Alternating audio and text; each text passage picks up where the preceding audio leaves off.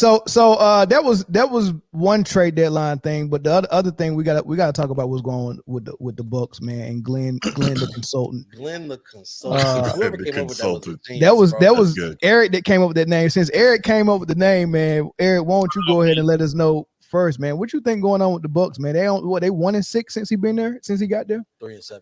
3-7. Yeah. Hey man, the loss last night. Y'all know that motherfucker don't know what the fuck he doing. I mean, let's just be real, bro. Like, come on. Hold on, Eric. Before you go, hold on, Eric. Here's my man. I found this clip, man. This is Ball Don't Stop podcast. I like this dude, man. He got good analysis. I find this stuff on Twitter most of the time, but you can check him out on YouTube. But this is what he said about it. Really? And so, the Bucks have failed to utilize Damian Lillard and maximize that duo with him and Giannis. And it's gotten worse since Doc Rivers got there. Their offense is messy. It's very clunky. It's hard to watch, because they have no order. They have no flow. Dame is totally out of rhythm. That whole dip in the stats is all from him not being able to be who he is. That's a guy that's got to come down as the lead guard, carve up the defense, run the pick and roll, get downhill, and set guys up, really feel the defense early, right? What that does is it keeps him in control of the game and allows him to be a lethal shot maker and go off for 8-10 threes. It's all rhythm, right? And, with the ball out of his hands, like they're just awkwardly throwing him the ball in dead spots and saying, here, shoot. Honestly, a lot of this is coming down to Giannis. Like he's never played out of the post. He's never played off the ball. So all you see is him coming down the hill, taking over the top of the floor. Dame gets pushed to the corner, and it's awkward to watch because, everyone's just standing around watching him. And it's like Brook Lopez is shooting threes. Bobby Portis is just – they've become a very predictable offense, right? And they haven't changed. So they were talking about this on Gil's show. You got to put them in the spots similar to Chris Paul and Blake Griffin, Nash and Amari. You got to run the pick and roll. You got to put them in the lob action. You got to throw him the ball in the post. He's got to go eat. In order to maximize them, Dame's got to be in control of this offense, right? And it could be the same amount of shots and minutes. He's just got to be in control of the offense. Otherwise, the Celtics probably cruising the NBA Finals this year. No challenger for them. The Bucks have. All right, now go, Eric. My bad. Man, y'all know Doc Rivers don't know what the fuck he doing, man. I mean, let's just be real, bro. Doc Rivers has no idea, but like every team he's coached, bro. I think the other coach see Doc Rivers, they got Doc Rivers and be like, we got this shit. Don't worry about it. I'm telling you, bro, I think whatever scheme, basketball scheme, offense, defense he runs in his head, that shit might have been like 20 years past his time, bro. Because, hey, have you seen them play recently? Yes. I'm bad. Watching the game, and I know what the fuck they getting ready to do. Yeah. It's bad, bro. I know exactly what they about to do. I'm like, here they go. Here come Giannis. I mean, he's just so predictable, bro. I really think he scammed that job. He basically he was a consultant, and I think he scammed that job. God don't like ugly, and that's why they in that position. And he might get fired before the season out anyway. Sheesh! I think that'd be unprecedented, man. He might get fired before the season out. It depends on what Giannis want, man, because they trying to make sure they keep Giannis and Giannis don't go nowhere. Bro, their whole offense is like tanked. It's clunky. It's disgusting. And watching it, I watched the beginning of the game last night against the Grizzlies, and Charles was like, in the pregame, Charles was like, "This is the game for Milwaukee to get." They had 10 injured players. This was their 32nd different lineup, and they've missed 344 man games this season. Damn. All of which is the most in the NBA. They said if the Bucks don't blow the Grizzlies out by 20 at least, then there's a problem in Milwaukee. And I watched like part of the first quarter, turned it off, and when I went to go look at the score and seeing that Memphis won by 13, I was like, oh yeah, it's nasty business, bro. So I thought the whole point of them getting rid of the previous coach, I can't remember, Adrian Griffin. Yeah, the point of getting rid of him was that the defense wasn't working the way it was supposed to. Now, granted, it's only been a few games, takes a while to get a system in place, but it doesn't look any better. And I'm a Celtics fan, so I got no problem saying that. But Doc Rivers has gotten more run out of that one chip than, man, probably anybody ever. Now, don't get me wrong. He went to two finals, but still, the if we want to be honest, the real hero coaching wise of those teams was Coach Tibbs. That's why they won, because of that defense. Right, But right. Doc Rivers, it's funny. I was actually, as a Celtics fan, calling for him to get fired before all them trades happened that brought the big three together. But I've never been a believer in Doc Rivers as a coach. And it's funny because all the players who have played for him swear by him. And I don't know why, because he can't get it done.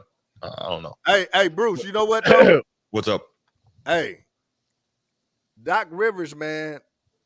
When you see him on the sideline, it looked like he damn near arguing with the motherfucking players. You ever see a motherfucker arguing? And you know what this remind me of, though? This is an analogy. Hey, y'all remember Bill Belichick, right? Everybody that was an offensive coordinator for Bill Belichick, any person that was on his coaching staff got a head coaching job, right? How'd they do? Trash. Terrible. Trash, right? So Doc Rivers got that one championship, and they like, oh, maybe he can come win one for us. He was surprised he won the one that he won. He getting a lot of play out of that. I'm gonna be real quick, Jay. He getting a lot of play out of that one finals run he did, but he ain't getting as much play off of that one Western Conference final that Luka is getting. I mean, they every time you say something about Luka, they be like, but he went to the Western Conference final. But go ahead, Jay. My bad. I just wanted to throw that out there. Go ahead.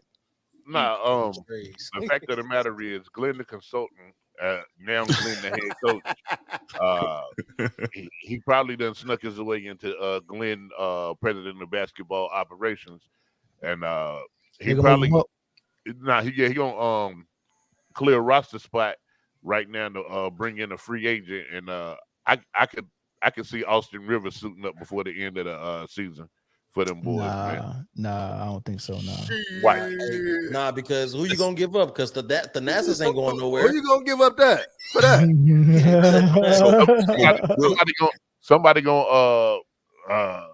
Somebody's gonna be gone. It's gonna be an injury or something, and he bringing Austin right on in, man. But wow, this was not a basketball move at all. It just was. It wasn't. It couldn't have been. It couldn't have been. How do you trade? How do you get rid of the winningest coach in the Eastern Conference? Crazy. Crazy to me that Doc Rivers is coaching the Eastern All-Star game. Wow. It's absolutely insane to me. And then 10 games sample size. I get it. It's just not enough to draw a final opinion off. But even before that sample size, we've seen this dude do. He had his finals runs, 2 finals, 1-1. From that point on, this dude has coached so many Hall of Famers. I think Embiid will be in the Hall of Fame. I think CP3 will be there. I think Paul George will be there. I think Kawhi will be there. I think these guys who he's coached. Of course, we know about Ray. We know about KG. We know about Paul. We know that those guys are going to be there. He's done the least with the most. He said the least. That's a great point. He's done the least. That's right. Like, look at these. The thing that nobody's looking at, you talking about this is small sample size. You just brought Dame Lillard in, right? And then trying to get them to jail. As soon as it seems like some gelling is about to happen, you change your whole entire system with a brand new coach. So now they gotta learn how to gel again while learning a whole new system. Yeah, they're gonna take some bumps on the head because it was stupid. You didn't do this move to win this year. At one point, do these lumps become concussions, though? Great point. I don't know. Is there anybody on the panel that's willing to piggyback off what the clip said and hold Giannis accountable for his limited game? So because now he has Dame. You get what I'm saying? Everybody who plays that style where they have the ball a lot and everyone is orbiting around them waiting for a catch and shoot. Once you get a player that can actually hoop like Dame, now you don't have an excuse to have the ball. And now guess what? We need you to go somewhere else and play your natural position, which is power forward, and you need to be in that post. Right.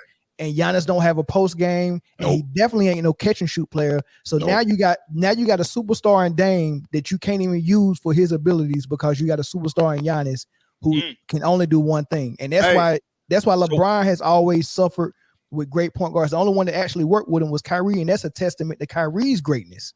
Yeah, but ain't nobody else who want the ball really operated well with that.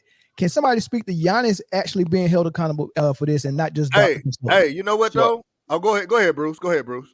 Apologies. I do agree with you about Giannis needing to be held accountable, because before we get to that, I did hear somewhere, I can't remember what pod it was on, but they were saying that Giannis is basically the reason that Adrian Griffin is out of there. Like, Adrian Griffin would call plays and Giannis would be like, just ignore the play call and do what he wanted.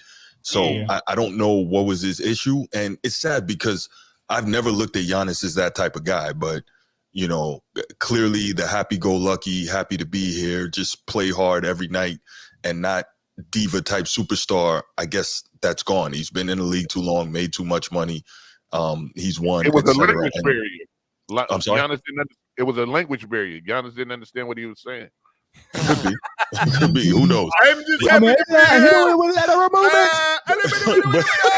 I'm happy to be here.